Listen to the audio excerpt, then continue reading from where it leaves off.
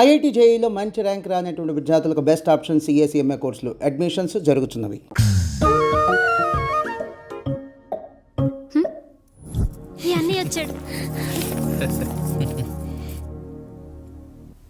పిల్లల గదిలోకి వెళ్ళారా? వెళ్ళారండి. మీరెంత ఏంటి ఎంత రాత్రి అయినా ఇంకా పడుకోలేదా? మీరు లేనిది ఎప్పుడైనా పడుకున్నామా అన్నయ్య? అందరం కలిసే కదా పడుకునేది మావయ్య. సరే సరే, అందరం పెద్దోడి గదిలో పడుకుందాం. ఈ రోజు వాడి శోభనం కదా, అసలే కొత్త. పక్కనుంటే ధైర్యంగా ఉంటుంది. పక్క నుండి దగ్గరుండి జరిపిద్దాం, పదండి.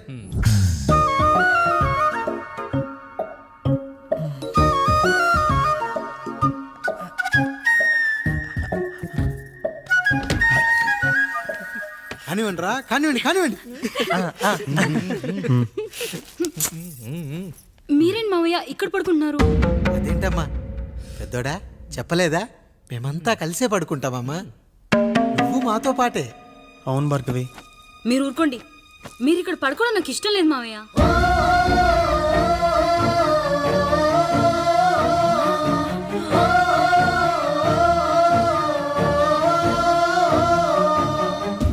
అదేంటమ్మా అలా అంటావు? ఎన్నో చూసాం, ఎన్నో చేశాం.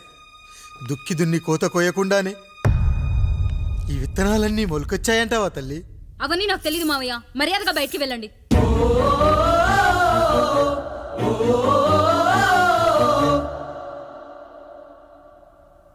కనీసం ఆ మూలనైనా పడుకుంటామమ్మా. నువ్వైనా చెప్పరా పెద్దోడా? అంటే తను ఇబ్బంది పడుతుంది కదా నాన్న.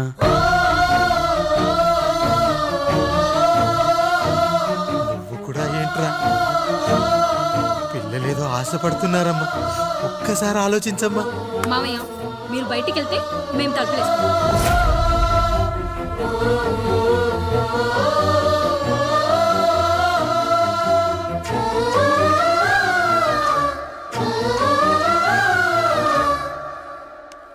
వేసుకోండి అమ్మా, వేసుకోండి. తలుపులు వేసుకోండి.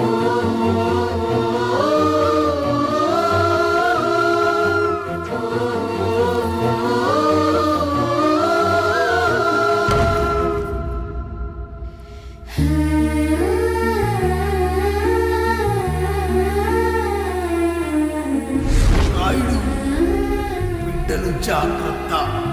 ఈ రోజు నుంచి వీళ్ళంతా నీ తమ్ముళ్ళు చెల్లెళ్ళు కాదు, నీ బిడ్డలు.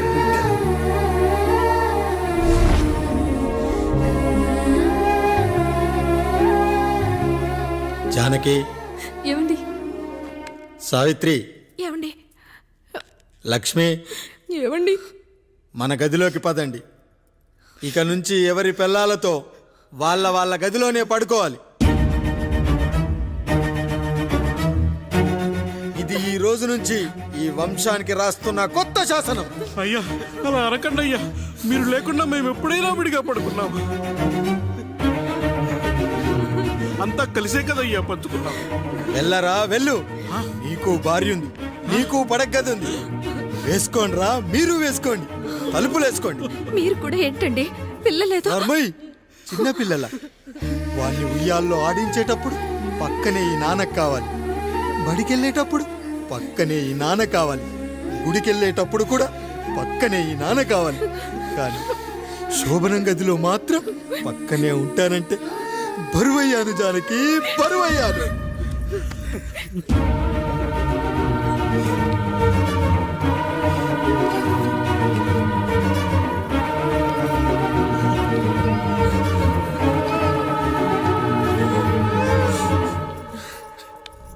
ఏంటండి ఇంకా అదే ఆలోచిస్తున్నారా? ఎలా మర్చిపోగలను లక్ష్మి? జరిగింది ఏదో జరిగిపోయింది. మీరు బాధపడకండి. ఎంత మాట అన్నాడో చూసావా? నా భార్య ఇబ్బంది పడుతుంది, బయటికెళ్ళండి నాన్న అన్నాడు. వాణ్ణి ఎలా పెంచాను? చదువుకుంటే పై చదువులకు వాడు వేరే ఊరు వెళ్లాల్సి వస్తుందని చదివే మాన్పించేశాను. జ్వరం వస్తే ఆ మాత్రలు చేదుగా ఉంటాయని నేనే మింగాను. నోరు తెరిచి అమ్మ కావాలన్నప్పుడల్లా ఎంతమంది అమ్మల్ని ఇచ్చాను. నాన్న అన్న ప్రతిసారి నాన్నల్ని ఇవ్వలేకపోయానని వాడికి నా మీద కోపమో ఏమో జానకి. నిజమేనండి, మనమంతా ఇలా లేమే. మన కుటుంబానికి దిష్టి తగిలింది. మా నాన్న మరణంతో ఆస్తిపోయి తమ్ముళ్ళతో నడి రోడ్డున పడ్డప్పుడు ఇలాంటి కష్టాన్ని మొదటిసారి అనుభవించాను. అన్నయ్య అన్నయ్య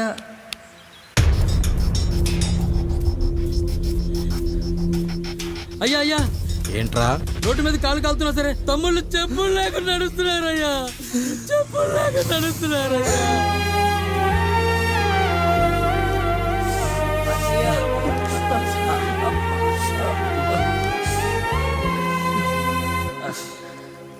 చెప్పులు లేకుండా నడుస్తుంటే కాళ్ళు కాలుతున్నాయట్రా.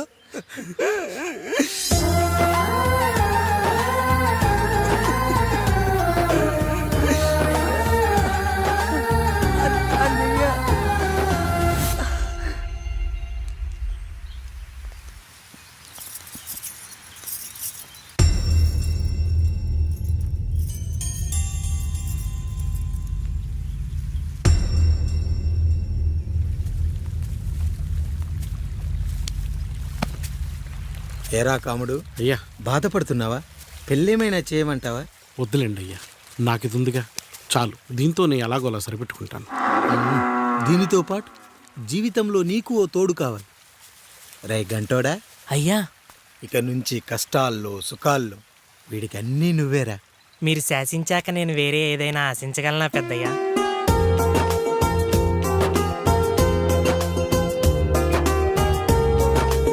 నీ గురించి కాదురా, మీ అక్కది చాలా గొప్ప మంచి మనసని విన్నాను. ఈ కాముడికి ఆ రాముడి గుళ్ళో పెళ్లి చెయ్యి. అయ్యా, దాన్ని పెళ్లి చేసుకుంటే దాని భర్త చనిపోతాడని జాతకంలో ఉందయ్యా. మీరంతా కలకాలం ఉంటారంట్రా. వీడు పోతే నేను లేనా, చూసుకోలేనా? నువ్వు పెళ్లి చెయ్యి, పెళ్లి చేయరా.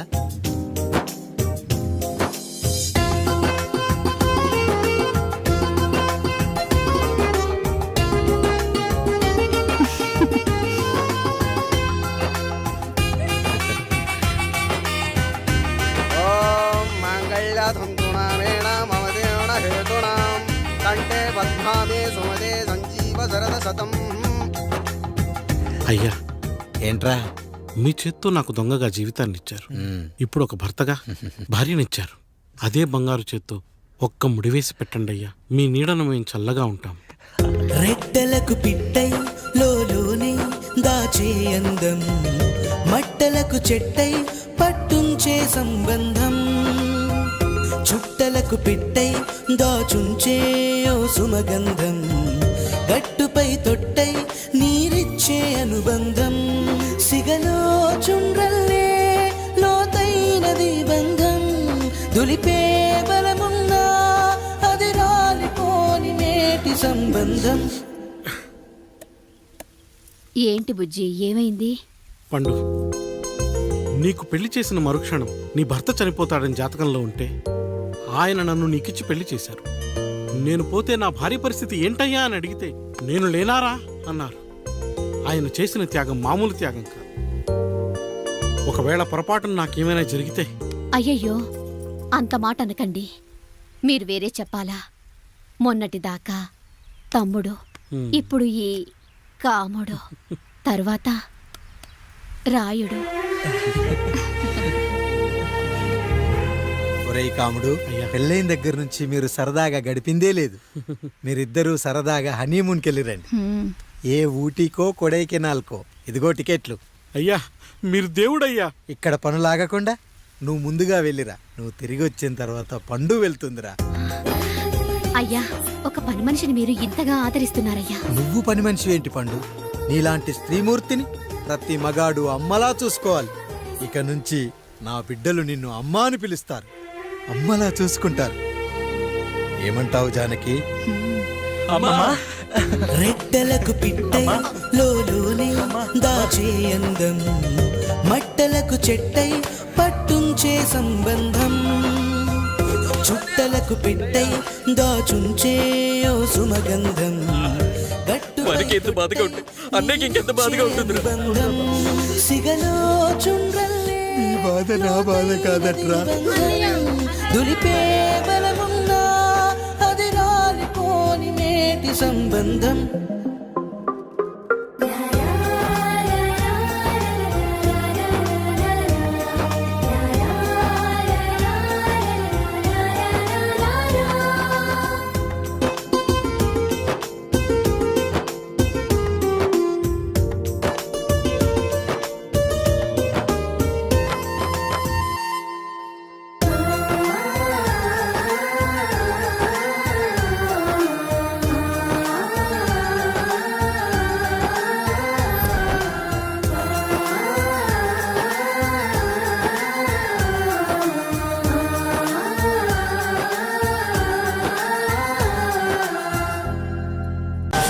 అసలు నీ తండ్రి ఎవరో నీకు తెలుసా? తెలుసా? ఇదిగో ఈ కాముడేరా నీ తండ్రి. గేదె నల్లగా ఉన్నంత మాత్రాన పాలు తెల్లగా ఎలా ఉన్నాయనే కదరా నీ ప్రశ్న. దానికి సమాధానం చెప్పాలంటే ఒక వర్షం కురిసిన రాత్రి నేను 9వ నెల బాలింతగా ఉన్నప్పుడు. పండు పండు ఇదిగో ఏమిటండి ఇది? నిద్రలేస్తే నేను, బయటికెళ్తే గంటోడు, పక్కకెళ్తే పాలేరు, ఎప్పుడూ తిరిగే తాయారు. రోజు మమ్మల్ని చూసి చూసి బిడ్డ కూడా జిడ్డు మొహం వేసుకుని పుడతాడేమో అని భయంగా ఉంది. కడుపులో ఉన్నప్పుడు మనం ఎవరి మొహాలైతే చూస్తామో అచ్చం వారి పోలికలతోనే పుడతారంటారు. పొరపాటున నా పోలికలతో పుడితే? అదేంటి కాముడు, నీకేం తక్కువ? జుట్టు ఉండాల్సిన చోట లేకుండా అవసరం లేని చోట విపరీతంగా పెరిగిపోతుంది. ఆ, మనకు పుట్టబోయే బిడ్డ గొప్ప అందగాడై ఉండాలి. ఇదిగో రోజు ఈ దేవుడి ఫోటోలు చూడు, వాళ్ళలాగే అందంగా పుడతాడు. కడుపుతో ఉన్నప్పుడు ఎవరి ఫోటో చూస్తే ఆ పోలికలతో బిడ్డ పుడతాడా? కనిపించని దేవుడి పోలికలు నా బిడ్డకెందుకు? ఈ ఊరికి దేవుడు రాయుడు. నా బిడ్డ ఆయనలాగే పుట్టాలి, ఆయనలాగే పుట్టాలి.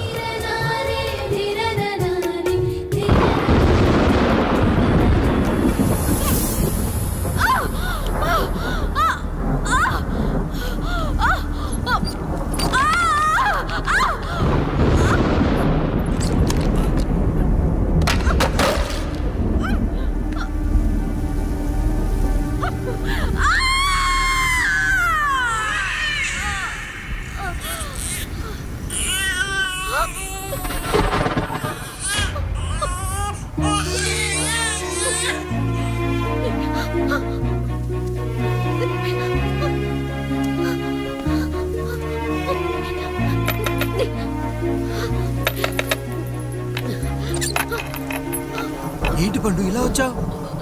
అయ్యా, తప్పు జరిగిపోయింది పెద్దయ్యా. ఏం జరిగింది? అసలే నువ్వు ఒట్టి మనిషి కూడా కాదు. ఒక్కసారి ఇటు చూడండి అయ్యా.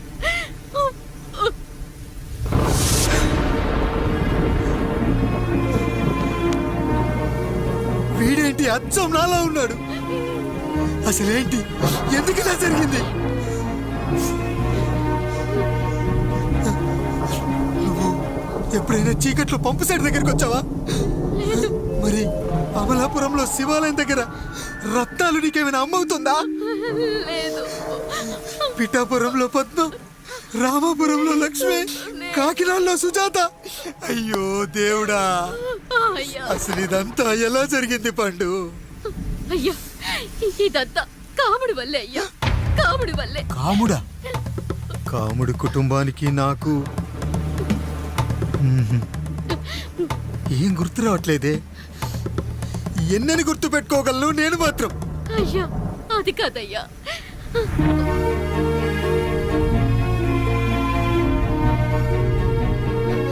అలా రోజు మీ ఫోటో చూసి చూసి అచ్చం మీలాగే పుట్టాడు. అయ్యో, నా పోలికతో బిడ్డ కావాలనుకోవడం ఏంటి పండు? నువ్విలా చేయడం ఏంటి పండు? పోలికల కోసం ఫోటోలు ఎందుకు చూసావు పండు? అందుకే కదయ్యా ముందు ఆ డైలాగ్ చెప్పాను, తప్పు జరిగిందని. ఇప్పుడు ఏం చెయ్యాలయ్యా? స్వచ్ఛమైన మన ప్రేమను ఈ పాడులోకం అర్థం చేసుకోదు. కనీసం మీ ఇద్దరి జీవితం బాగున్నా ఆనందపడేవారు. వీణ్ణి ఇక్కడ ఉంచొద్దు పండు, బయటికి పంపించు. బయటికి పంపించి బాగా చదివించు, గొప్పవాణ్ణి చెయ్యి. వీడికి అయ్యే ఖర్చంతా నేనే భరిస్తా. అవసరమైతే ఆ డబ్బు కాముడి జీతంలో కట్ చేద్దాం. అయ్యా వెళ్లే ముందు వీడికొక పేరు పెట్టండి అయ్యా. వీడు ఇంకో రాయుడు, అంటే ఇంగ్లీష్లో అండ్ రాయుడు అండ్ రాయుడు.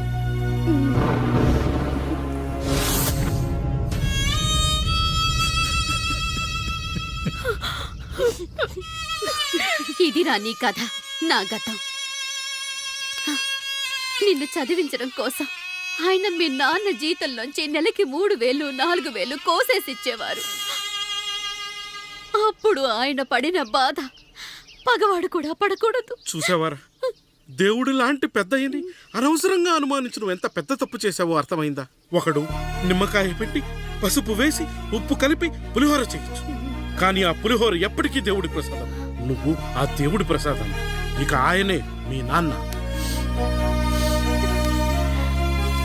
చూసావా అమ్మా, ఈ రోజు నుంచి నాకు 3 అమ్మలు, 2 నాన్నలు. నీకు మాత్రం ఒక్కడే భర్త, నాన్నకు మాత్రం ఒక్కటే భార్య.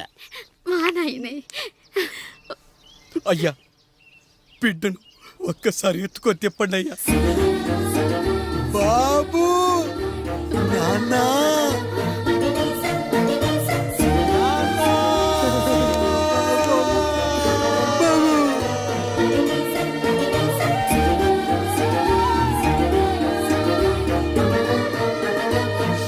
నన్ను క్షమించు నాన్న. ఇప్పటికైనా నిజం అర్థం చేసుకున్నావు. అది నాకు చాలురా, చాలు. చాలదు నాన్న. నిన్ను ఏలెత్తి చూపిన జనంతో చెయ్యెత్తి దండం పెట్టించాలి. అన్నయ్య కంటే ఆస్తి ముఖ్యమనుకున్న మన కుటుంబానికి గుణపాఠం నేర్పించాలి. ఇక నాకు వదిలే నాన్న, నేను చూసుకుంటా.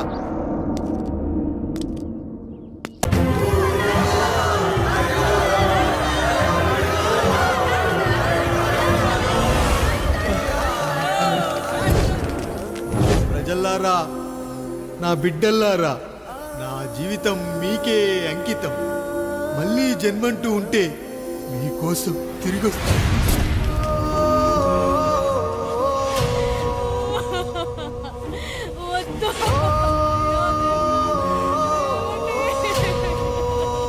వద్దయ్యా, వద్దు, వద్దయ్యా, వద్దయ్యా.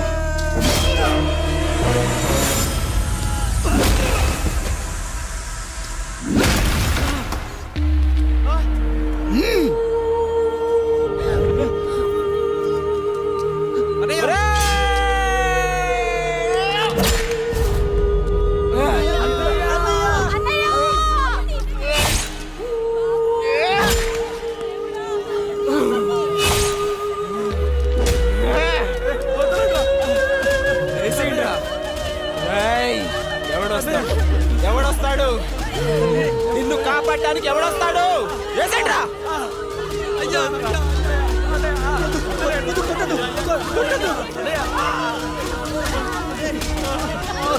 కష్టం వస్తే ఒక్కసారి నాన్న అని పిలవరా ఆ సమాధిలోంచైనా లేచొస్తా